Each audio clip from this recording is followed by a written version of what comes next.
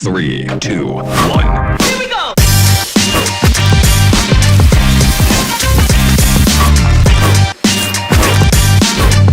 Zuleika Samosas. Ready when you are.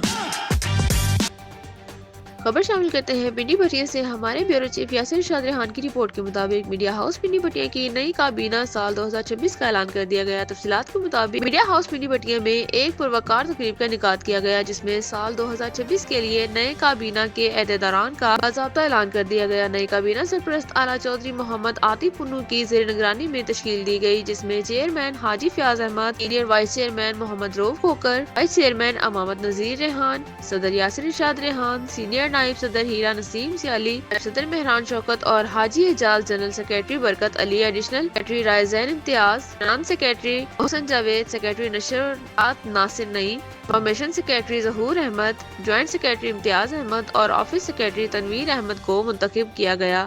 Chief سے خطاب کرتے ہوئے منتخب کابینہ کے اس عزم کا اظہار کیا کہ وہ صحافتی اخلاقیات کی پاسداری کرتے ہوئے علاقے کے مسائل کو اجاگر کریں، صحافی برادری کے حقوق کو تحفظ کے لیے دن رات کام کریں گے۔